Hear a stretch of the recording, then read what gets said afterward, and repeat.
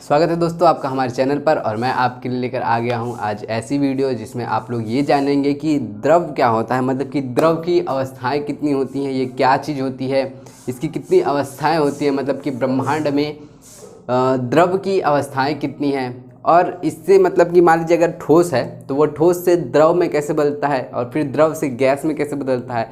यानी कि हम लोग आज इस वीडियो में सीधे सीधे ये देखने वाले हैं कि द्रव और साथ में उसकी जो अवस्था परिवर्तन है, द्रव की अवस्था परिवर्तन है, उसके बारे में हम लोग आज देखेंगे। तो सबसे पहले क्या होता है द्रव। तो इस पूरे ब्रह्मांड में जो कहा गया है कि दो ही चीज़ से पूरा ब्रह्मांड बना है। पहला तो द्रव्य और दूसरा किससे, एनर्जी। एनर्जी मतलब कि ऊर्जा। दो ही चीज़ों से बनी है, एक तो द्रव्य और दूसरा एनर्जी। तो हम लोग देखते हैं द्रव्य जो है, द्रव्य और द्रव में दोनों बहुत ज़्यादा फर्क होता है। तो द्रव्य जो है वो जनरली जो है वो 3 प्रकार का होता है। द्रव्य क्या होता है, जिसको हम लोग छू सकते हैं, देख सकते हैं, महसूस कर सकते हैं, यही सब तो है द्रव्य, है ना।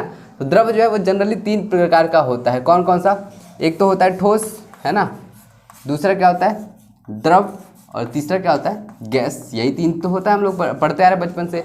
लेकिन ये 3 टाइप्स के जो अवस्थाएं होती है, ये 3 प्रकार की अवस्था नहीं होती है। जो द्रव की अभी अवस्था है वो कितनी हो गई है, 5 अवस्था हो गई है, जो कि बहुत बार एग्जाम में पूछा गया है, चौथी अवस्था और 5वीं अवस्था के बारे में। तो द्रव जो है वो कितने प्रकार के होते हैं, 5 प्रकार के, 2, 3, 4 और ये 5, है ना। तो सबसे पहले ठोस, उसके बाद से द्रव, उसके बाद से गैस, उसके बाद से प्लाज्मा पदार्थ, जो द्रव की चौथी अवस्था है वो क्या है हमारी, प्लाज्मा है। और जो 5वीं अवस्था है वो क्या है, Bose condensate, Bose Einstein condensate, ठीक है। तो ये चौथी से 5वीं अवस्था है, ठीक है। तो हम लोग जानते हैं कि द्रव्य जो होता है वो 5 प्रकार का होता है, ठोस, द्रव, गैस, और चौथी अवस्था जो होती है वो प्लाज्मा, जो कि एग्जाम में पूछा गया है। और 5वीं क्या है, बोस आइंस्टीन कंडेंसेट, जो है वो 5वीं अवस्था है हम लोग की। हम लोग जानते हैं कि ठोस जो होता है, ठोस में क्या होता है, ठोस के अणु जो होता है वो बहुत पास होते हैं, बहुत ज़्यादा पास होते हैं, है ना, बहुत पास होते हैं, बिल्कुल बहुत ज़्यादा पास होते हैं, ठीक है। और द्रव के अणु जो होते हैं वो क्या होते हैं, थोड़े दूर होते हैं, ठोस से थोड़े दूर होते हैं, इतने दूर समझ सकते हैं आप लोग, ठीक। उसके बाद से गैस के अणु जो होते हैं वो बहुत दूर होते हैं, है ना, बहुत दूर। गैस के अणु जो होते हैं वो बहुत दूर होते हैं। और ये प्लाज्मा एक ऐसी अवस्था होती है कि जब ब्रह्मांड में एक कुछ ऐसे पदार्थ होते हैं जो आयनित अवस्था में होते हैं, ठीक है, जो आयनित अवस्था में होते हैं, ठीक है, आयनित अवस्था में होते हैं। तो जब आयनित अवस्था में होते हैं तो वो ना ही ठोस में आते हैं, ना द्रव में आते हैं, ना गैस में आते हैं। तो उन आयनित अवस्थाओं को हम लोग क्या बोलते हैं, हम लोग प्लाज्मा बोलते हैं। इसको हम लोग प्लाज्मा वाली अवस्था बोलते हैं, जो कि चौथी अवस्था होती है द्रव की। उसके बाद से बोस आइंस्टीन कंडेंसेट, मतलब कि एक स्पेशल टेम्परेचर और प्रेशर पे एक ऐसी कंडीशन आती है जहाँ पे हम लोग ये डिफाइन कर नहीं पाते हैं कि ठोस है, द्रव है, गैस है, प्लाज्मा है। तो वहाँ पर हम लोग स्पेशल टेम्परेचर और प्रेशर पे तब जाके वहाँ पर एक बनता है, जहाँ पे हम लोग, जिसको हम लोग कौन सी अवस्था बोलते हैं, बोस आइंस्टीन कंडेंसेट वाली अवस्था हम इसको बोल देते हैं, ठीक है। अब देखिए यहाँ पे ये हो गया हमारा ठोस है, ये हमारा द्रव है, ये हमारा गैस है। एग्जाम में पूछा जाता है कि किसमें सबसे ज़्यादा अंतरा अणुक बल लगता है। अंतरा अणुक बल मतलब कि इन दोनों अणु के बीच में जो है वो बल, यानी कि इन दोनों अणु के मध्य जो बल है सबसे ज़्यादा किसमें लगता है। तो ठोस में सबसे ज़्यादा रहेगा। क्यों? क्योंकि ठोस के अणु पास है। हम लोग जानते हैं कभी भी कोई चीज़ हमारे पास होती है, हम लोग किसी के पास होते हैं तो उससे हमारा बल जो है वो काफ़ी ज़्यादा मजबूत होता है, काफ़ी अच्छा होता है, इसलिए हम फोर्स ऑफ अट्रैक्शन जो होता है वो ज़्यादा होता है उस व्यक्ति से। तो वैसे ही ठोस के अणु जो होते हैं वो पास होते हैं, यानी कि इन दोनों के अणु के बीच जो फोर्स ऑफ अट्रैक्शन है, यानी कि जो बल है वो क्या है, बहुत ज़्यादा है। ठोस में जो है वो अंतरा अणुक बल जो होता है वो क्या होता है, ज़्यादा होता है, सबसे ज़्यादा होता है, ठीक है। और सबसे कम अंतरालु बल, भाई ये तो दूर है, गैस के दूर है ना, दूर है, यानी कि भाई जब अब मेरा किसी के साथ अगर अच्छा रिलेशन नहीं है, उससे मेरी दुश्मनी चल रही है, यानी कि उससे मेरा अच्छा फोर्स ऑफ अट्रैक्शन नहीं है, तो यानी कि जो भी अणु इसके दूर है, यानी कि सबसे ज़्यादा अंतरा अणुक जो बल हो जाए, सबसे कम अंतराणुक बल किसके होगा, कम अंतरा अणुक बल, अंतरा अणुक बल। तो सबसे कम अंतराणुक बल किस में होगा, तो वो होगा हमारा गैस में होगा, ठीक है। तो ये याद रखेंगे, सबसे ज़्यादा इसमें और सबसे कम इसमें, ठीक।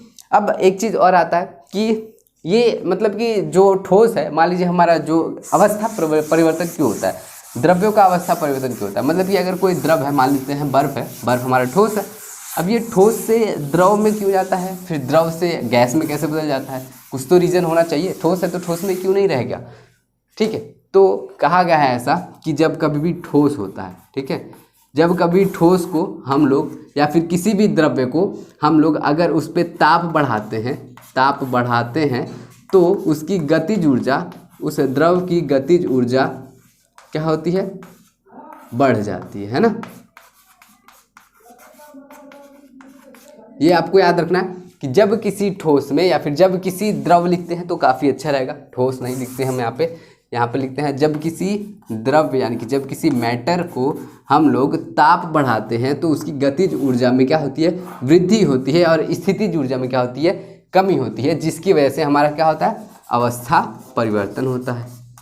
बस यही एक कॉन्सेप्ट याद रखिए, बाकी सब आपके कॉन्सेप्ट खत्म हो जाएंगे। परिवर्तन होती है तो पूछेगा आपसे कि अवस्था परिवर्तन द्रव में क्यों होती है, तो जब कभी भी हम लोग ताप बढ़ाएंगे तो ऊर्जा बढ़ेगी, है ना, ऊर्जा बढ़ेगी, और ऊर्जा जो है वो गतिज ऊर्जा बढ़ा देगी, और जितनी ज़्यादा गतिज ऊर्जा होगी वो इतने उतने इधर उधर अणु भागेंगे, और जितने ज़्यादा अणु भागेंगे तो वह ठोस से गैस, ठोस से द्रव, द्रव से गैस में। जैसे कि हम बात करते हैं, जैसे कि मान लीजिए हमारी ये ठोस है, ये हमारा बर्फ़ है ना, तो बर्फ़ ठोस अवस्था में रहता है, यानी कि इसके अणु जो है वो क्या होंगे, पास पास होंगे, बिल्कुल होंगे।